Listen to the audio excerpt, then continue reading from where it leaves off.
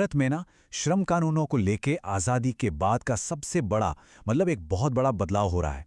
नवंबर 2025 से करोड़ों भारतीय कामगारों के लिए काम करने का तरीका पूरी तरह से बदलने जा रहा है।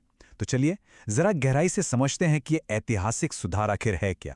जरा सोचकर देखिए, एक दो नहीं, पूरे 29 अलग अलग कानून। और वो भी ऐसे जो अक्सर एक दूसरे से मेल ही नहीं खाते थे, पुराने पड़ चुके थे। ऐसे में काम करना कितना मुश्किल रहा होगा, है ना? दशकों तक भारत के लेबर सिस्टम की यही सच्चाई थी। तो अब उस पूरे जटिल जाल को हटा दिया गया है और उसकी जगह लाए गए हैं सिर्फ 4 सिंपल कॉम्प्रिहेंसिव कोड्स। सच कहें तो ये नियमों को आसान बनाने की दिशा में एक बहुत ही बड़ा एक क्रांतिकारी कदम है। तो सवाल उठता है कि ये 4 कोड्स आखिर हैं क्या और इनसे होगा क्या? देखिए, इनका मकसद सीधा सा है, दो तरफा। एक, कंपनियों के लिए रूल्स फॉलो करना आसान हो जाए, और दूसरा, हर एक वर्कर तक सुरक्षा का एक कवच पहुंचे। तो चलिए एक एक करके इन चारों को समझते हैं। ये 4 कोड्स ही इस पूरे रिफॉर्म की नींव हैं। पहला है मजदूरी पर कोड। इसका मतलब सीधा है कि देश में किसी को भी एक तय मिनिमम सैलरी से कम नहीं दिया जा सकता। फिर आता है औद्योगिक संबंध कोड, जो झगड़ों को सुलझाने और वर्कर्स की बात को और मजबूती देने के लिए है। तीसरा, और ये बहुत जरूरी है, सामाजिक सुरक्षा कोड। ये पहली बार गिग वर्कर्स जैसे नए तरह के कर्मचारियों को भी सुरक्षा के दायरे में लाता है। और आखिर में व्यावसायिक सुरक्षा कोड, जो काम करने की जगह पर हेल्थ और सेफ्टी को कंपलसरी बनाता है।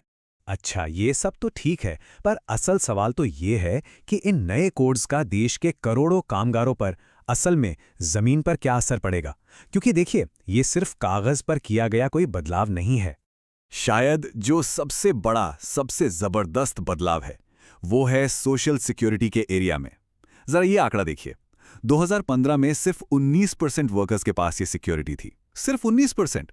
और इन रिफॉर्म्स के बाद 2025 तक ये आंकड़ा 64% से भी ज्यादा होने का अनुमान है। मतलब ये एक जबरदस्त छलांग है। सोचिए, इससे करोड़ों परिवारों को एक सुरक्षा मिलेगी।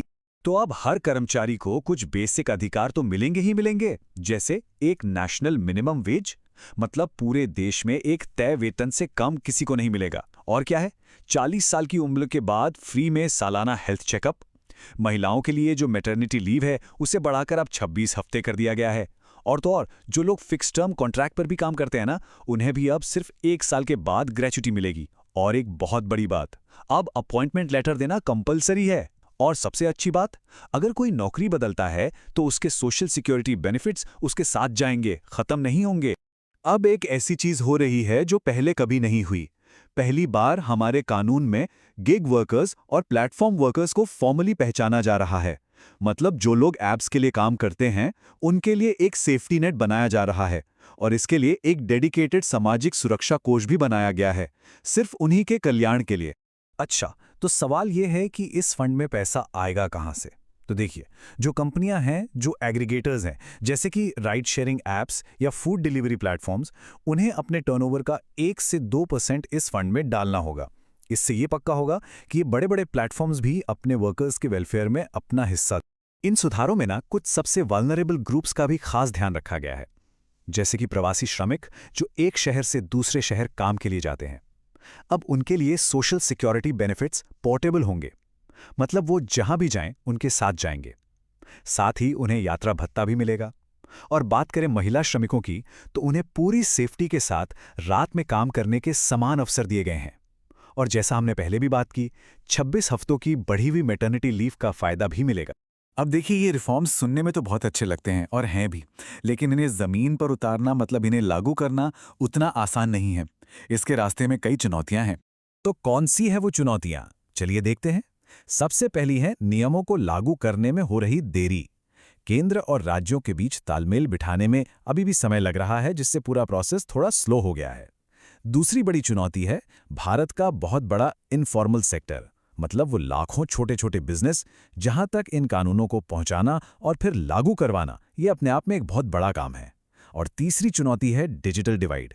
क्योंकि बहुत सारे फायदे ऑनलाइन प्लेटफॉर्म से जुड़े हैं, तो ये उन वर्कर्स को पीछे छोड़ सकता है जिनके पास टेक्नोलॉजी या इंटरनेट की सुविधा नहीं है।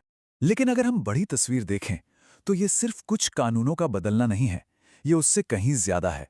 ये असल में भारत में काम करने वालों और काम देने वालों के बीच एक नए सोशल कॉन्ट्रैक्ट, एक नए सामाजिक अनुबंध की शुरुआत है। और ये कोई नई बात नहीं है। ये सुधार असल में हमारे संविधान में जो सामाजिक न्याय का वादा किया गया ना, आर्टिकल्स 39 से 43 में, उसी को पूरा करने की एक कोशिश है। मतलब वर्कर की सेफ्टी अब सिर्फ एक कानूनी फॉर्मेलिटी नहीं, बल्कि एक फंडामेंटल राइट, एक मौलिक अधिकार बनाने की तरफ एक बड़ा कदम है। तो इन सारे लेबर कोड्स के पीछे का जो असल मकसद है, जो विजन है, वो इस एक लाइन में छिपा है। सभी के लिए सम्मानजनक काम की नींव पर एक सस्टेनेबल इकोनॉमिक ग्रोथ का निर्माण करना। और आखिर में एक सवाल, एक बड़ा सवाल, क्या भारत का ये इतना बड़ा, इतना एम्बिशियस रिफॉर्म पूरी दुनिया में फ्यूचर ऑफ वर्क यानी काम के भविष्य के लिए एक नया ब्लूप्रिंट बन सकता है? खैर, इसका जवाब तो हमें आने वाला वक्त ही देगा।